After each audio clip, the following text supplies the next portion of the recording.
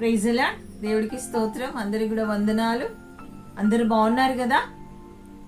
అందరి మేలులను, అందరి ఆశీర్వాదాలను కోరుకుంటూ ఆత్మీయంగా ఎదుగులాగున, ఆత్మీయంగా బలపరచబడలాగున, ఒక్క మాట ద్వారా దేవుడి మాట ద్వారా పురికొల్పబడులాగున ఈ రోజు ఉంటున్న దేవుడి మాట చూసినట్లయితే సామెతలు 3:33 భక్తిహీనుల ఇంటి మీదికి యెహోవా శాపం వచ్చును, నీతిమంతుల నివాస స్థలమును ఆయన ఆశీర్వదించును. అవును, నీతిమంతుల నివాస స్థలమును ఆయన ఆశీర్వదించే దేవుడు అయి ఉంటున్నాడు. ఈ రోజు ఉంటున్న మాట చూసినట్లయితే నీతిమంతుల గురించి మనం మాట్లాడుతున్నాం, వారి నివాస స్థలమును గురించి మనం మాట్లాడుతున్నాం. ఆ నీతిమంతులుగా మీరే ఉండులాగున, ఆ నీతిమంతులుగా మీ కుటుంబమే ఉండులాగున, మీరే ఆశీర్వాదాలు పొందుకొనిలాగున మరి దేవుడు అట్టి కృపనిచ్చులాగున ఈరోజు చూసినట్లయితే మరి రోమా పత్రికలో చూసినట్లయితే ఆయన అంటున్న మాట రోమా 3:11 ఉంటున్న మాట, నీతిమంతుడు లేడు, ఒక్కడును కూడా లేడంట. ఆయన మాటను గ్రహించేవారు కానీ, ఆయన త్రోవలో నడిచేవారు కానీ, ఆయనను అంగీకరించేవారు ఎవరు కూడా లేరనేసి రోమాలో ఆయన అంటున్నాడు. ఈ రోజు మరి రోమా పత్రికలో ఆయన అంటున్నాడు, అవును నీతిమంతుడు లేడు, ఒక్కడు కూడా లేడు అనేసి ఇక్కడ రాయబడింది. మరి ఎవరు నీతిమంతులుగా ఎంచబడతారంటే ఆయనను ఎవరైతే అంగీకరిస్తారో, ఆయనను ఎవరైతే భక్తి చేస్తారో వారు నీతిమంతులుగా అంగీకరించబడతారు. ఎలా చెప్పగలుగుతారంటే ఈ మాటలోనే ఉంది. మరి సామెతలు 3:33లోనే ఆయన అంటున్నాడు, భక్తిహీనుల ఇంటి మీదికి, అవును ఇంటి మీదికి శాపం వస్తుంది. వాళ్ళ భక్తిహీనుల ఇంటి మీదకి యెహోవా శాపం వస్తుంది. భక్తిహీనత అంటే ఏంటి?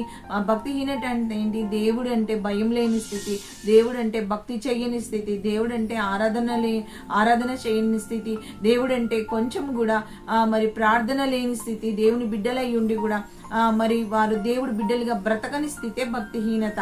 అవును, భక్తిహీనతను గురించి మాట్లాడుతున్నారు. వీళ్ళు దేవుడి బిడ్డలే గాని, దేవుని ఎరిగిన వారు, దేవుని గురించి తెలిసిన వారు గాని వీరు భక్తి చెయ్యరు, వీరు ఆత్మీయులుగా ఉండరు, దేవుని కొరకు మరి ఆత్మలో మరి సిద్ధపరచబడరు, ఆత్మ కొరకు ఆత్మ దాహం కలిగిన వారిగా ఉండరు, ఆత్మీయులుగా మలచబట్టడానికి ఇష్టం ఉండదు. వీళ్ళు భక్తిహీనులుగా ఉంటున్నారు. మరి ఎవరిని దేవుడు మరి నీతిమంతులుగా చేస్తున్నారు? ఎవరు మరి ఇక్కడ నీతిమంతులు అంటే చూసినట్లయితే ఇక్కడే అర్థమవుతుంది. భక్తిహీనులేమో శాపానికి, నీతిమంతులైతే మరి ఆశీర్వాదానికి. ఎలాగ నీతిమంతులు అవుతారు వీళ్ళు అంటే ఆయన యందు భయభక్తులు కలిగి ఉండడమే.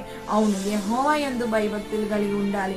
అవును, దేవుని యందు భయభక్తులు కలిగిన వారిని ఆయన దీవించే దేవుడై ఉంటున్నాడు, ఆయన ఆశీర్వదించే దేవుడై ఉంటున్నాడు. వారి నివాస స్థలమును ఆయన మరి యెహోవానే వర్ధిల్ల చేసే దేవుడై ఉంటున్నాడు. నిజమే, వారి నివాస స్థలమును వర్ధిల్ల చేసే దేవుడై ఉంటున్నాడు. మరి వారి మీదకి శాపం వచ్చిందా అంటే నీతి భక్తి లేని వారికి, ఇష్టానుసారంగా బ్రతికే వారికి, దేవుడంటే భయం లేని వారికి, దేవుడంటే భక్తి లేని వారికి, దేవుని వైపు చూడని వారికి, వారికి ఉంటున్న సుఖాసక్తులను, వారికి ఉంటున్న ధనం విషయంలో, వారికి ఉంటున్న వాటి విషయంలో ఆసక్తి కలిగిన వారిని మరి చూసినప్పుడు వారిని ఆ యొక్క వారిని ఆయన అనుకున్నాడంట, నేను ఈ పట్టణాలను లేకపోతే ఎవరైతే భక్తి లేకుండా ఉంటున్నారో వారందరినీ నేను సమూల నాశనం చెయ్యాలని ఆయన అనుకుంటున్నాడంట. ఎందుకంటే వీరిలో భయం లేదు, వీరిలో భక్తి లేదు, నా రూపం ఉంది కానీ, నా పోలిక ఉంది కానీ, నా మనస్సు లేదు, నా ప్రవర్తన లేదు. నేను ఎందుకైతే ఇక్కడ వీరిని పుట్టించాను, ఎందుకైతే వీరిని జన్మింపజేశానో వీరికి ఏమాత్రం కూడా మరి దేవుని మనసు లేకుండా ఉన్నారనేసి వారు అక్కడ గ్రహించినట్టుగా చూస్తున్నాం. అవును, అప్పుడు దేవుడు మరి అప్పుడు ఒక భక్తుడు వారి కొరకు ప్రార్థన చేసినట్లుగా ఉంటున్నాం. అదే చూసినట్లయితే ఆది కాండంలో చూసినట్లయితే ఆ మాట రాయబడి ఉంటుంది. ఆది కాండం 18:24లో అయ్యా ఒక 50 మంది నీతిమంతులు ఉంటే అయ్యా నువ్వు బ్రతికిస్తావా, నువ్వు తప్పిస్తావా, కీడు తప్పిస్తావా, శాపం లేకుండా చేస్తావా, కోపం లేకుండా కోపపడకుండా ఉంటావా, నీ మాటను మార్చుకుంటావా, నీతిమంతులుంటే మార్చుకుంటావా, నీతిమంతులుంటే కాపాడుతావా అనేసి ఆయన అడుగుతున్నట్టుగా మనం చూస్తున్నాం. అవును, నిజమే నిజమే నిజమే. ఈ రోజు మరి దేవుడు నీతో నాతో మాట్లాడుతున్నాడు. నీతిమంతులుగా ఉండాలని ఆయన కోరుకుంటున్నాడు. అవును, నువ్వు భక్తి చేస్తున్నావా అయితే ఆయనే నీతిమంతుడు, నువ్వు భయం కలిగి ఉన్నావా అయితే నీవే నీతిమంతుడివి, నీవు మోకరిస్తున్నావా అయితే నీవే నీతిమంతుడివి, దేవుడు అంటే దేవుడు చూస్తున్నాడు, దేవుడు వింటున్నాడన్న అశ్రద్ధ కలిగి ఉన్నావా అయితే నీవే నీతిమంతుడివి. కనుక నిన్ను దేవుడు దీవించాలని ఆయన ఆశపడుతున్నాడు. నీవు దీవించబడాలి, ఆయన నీవు ఆశీర్వదించబడాలి, ఆయన నువ్వు దీవించబడినప్పుడు ఆయనకు మహిమ వస్తుంది. నీవు ఆశీర్వదించబడ్డప్పుడు ఆయనకు ఘనత వస్తుంది. మరి ఈ రోజు దేవుడు నీతో మాట్లాడుతున్న మాట, నీ నివాస స్థలము, అవును నీవు నివాసమును ఆయన దీవిస్తాడంట. నివాసం అంటే ఒకటి ఉండదు, నివాసంలో ఎన్నో విషయాలు ఉంటాయి, ఎన్నో విషయాలు మనం కలిగి ఉంటాం. నివాసంలో మనము మరి ఒకరు కాదు, ఇద్దరు కాదు, ముగ్గురు కాదు, ఎంతో మందిని కలిగి ఉంటాం. మరి నివాసంలో మరి ఎంతమంది ఉన్నప్పటికీ కూడా, ఎన్ని విషయాలు ఉన్నప్పటికీ కూడా, నీ నివాసంలో ఉంటున్న నీకు, ఆ నీతిమంతులుగా ఉంటున్న నిన్ను దేవుడు ఏం చేస్తాడంటే, నీ నివాసం అంతటి నీవు నివసిస్తూ పొలం పని చేస్తున్నావా, నీవు నివసిస్తూ ఒక జాబ్ కలిగి ఉన్నావా, నీవు నివసిస్తూ వ్యాపారం చేస్తున్నావా, నీ నివాసంలో నుండి మరి ఏదైతే చేస్తున్నావో, చదువుతున్నావా, ఇంకొకటి చేస్తున్నావా, అయితే దాన్ని అంతటి కూడా ఆయన దీవించే దేవుడు ఏంటి. ఎలాగ ఇది సాధ్యం అంటే నీ నీతిని బట్టి ఆయన అంటున్నాడు.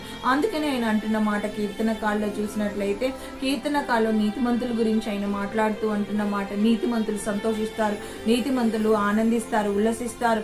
నీతిమంతులు మరి వాళ్ళు ఎంతగానో ఘనతకు పాత్రులుగా ఉంటారనే కీర్తనకాడు అంటున్న మాట చూసినట్లయితే 64:10 ఉంటున్నట్లయితే, యెహోవా యందు వారు సంతోషిస్తారంట. ఎవరు ఈ నీతిమంతులు? ఆయన యందు భయభక్తులు కలిగిన వారే, ఆయన యందు విశ్వాసం ఉంచేవారే, ఆయన మాటను నమ్మేవారే, ఆయన కొరకు జీవించేవారు, వీరందరూ కూడా నీతిమంతులు. నీవైతే ఆయన మాట నమ్ముతున్నావైతే ఆ నీతిమంతులు నీవే, ఆయన యందు విశ్వాసం ఉంచుతున్నావైతే ఆ నీతిమంతుడు నీవే, ఆయన వాగ్దానం నిజమని నువ్వు నమ్ముతున్నావైతే నీతిమంతుడు నీవే గనక ఆయన అంటున్న మాట, ఏ నీతిమంతులంట సంతోషిస్తారంట ఆయన. అంతేకాకుండా ఆయన అంటున్న మాట, నీతిమంతుల కొరకు ఎన్ని ఆశీర్వాదాలు దాచిపెట్టాడో.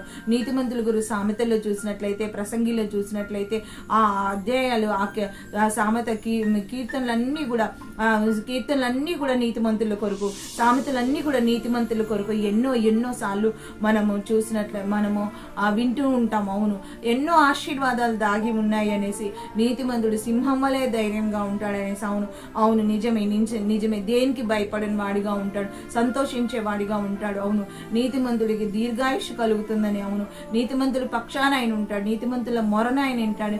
ఎన్ని మాటలు వింటున్నప్పుడు ఎంత ధైర్యం అనిపిస్తుంది. మరి అలాంటి నీతిని నువ్వు కలిగి ఉండాలని ఆయన కోరుకుంటున్నాడు. ఎలాగ వస్తుంది ఈ నీతి అంటే, ఆయన యందు భయభక్తులు కలిగి ఉండడమే. ఆయన అంటున్న మాట, నీవు భయభక్తులు కలిగి ఉంటే, దేవుడు నాకున్నాడని నువ్వు భయభక్తులు కలిగి ఉంటే, ప్రతి ఉదయము నువ్వు భయభక్తులు కలిగి ప్రార్థనలో, ప్రతి ఉదయము రాత్రి నువ్వు భయభక్తులు కలిగి ప్రార్థనలో, ప్రతి రోజు భయభక్తులు కలిగి వాక్యం చదవడంలో, అవును నీ భయభక్తులే నిన్ను నీతిమంతులుగా మారుస్తాయి. నీవు దేవుని ప్రేమించేదే విధానమే నిన్ను నీతిమంతులుగా మారుస్తుంది. నీవు దేవుని ముందు పెట్టుకోవడమే నిన్ను నీతిమంతులుగా మారుస్తుంది.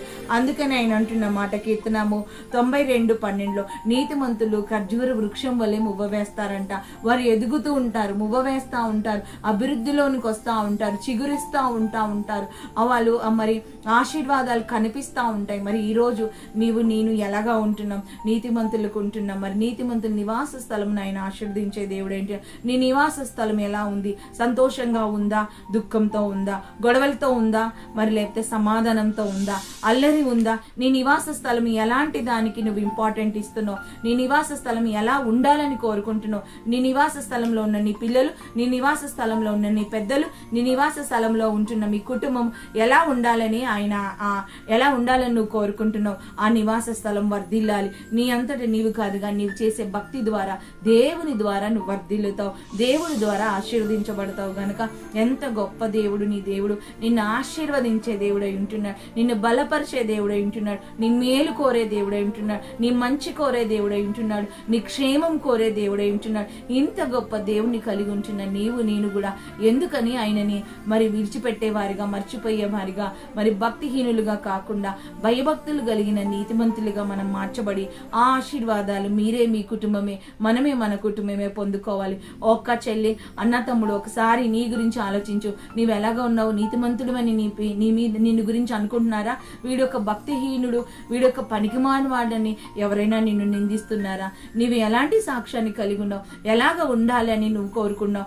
ఒకవేళ నీవు సరి చేసుకోకపోతే అది కూడా దేవుడితో చెప్పాలి, అది కూడా దేవుడితో పంచుకోవాలయ్యా. నేను ఉండాలనుకుంటున్నా కానీ ఉండలేకపోతున్నా, నేను నిలవాలనుకున్నా కానీ నిలవలేకపోతున్నా, నేను చెయ్యాలనుకున్నాను కానీ చేయలేకపోతున్నాను, నా వల్ల కావట్లేదు, నాకు సహాయం చేయవా అంటే తప్పకుండా దేవుడు సహాయం చేస్తాడు.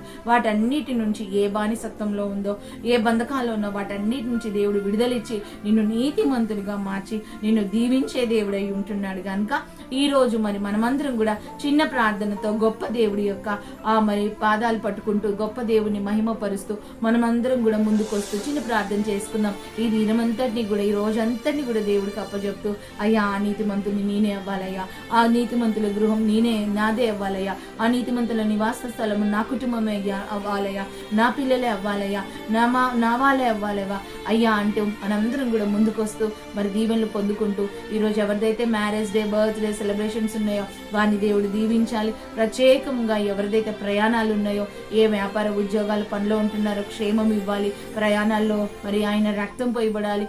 ఏ యాక్సిడెంట్ కాకుండా దేవుడు కాపాడాలి. వెనకను ముందున ఆయన ఆవరించులాగా మన ప్రార్థన అవసరతలు ఎవరైతే ఉన్నాయో హాస్పిటల్లో ఉంచిన వారిని దేవుడు ముట్టి స్వస్థపరచులాగున, ప్రెగ్నెన్సీ విషయంలో దేవుడు మంచి గర్భఫలమును యేసు నామంలో కలుగులాగున, ప్రార్థనకి అసాధ్యమైంది ఏదీ లేదని రుజువుపరచులాగున, మన ప్రార్థన అంశము అప్పుల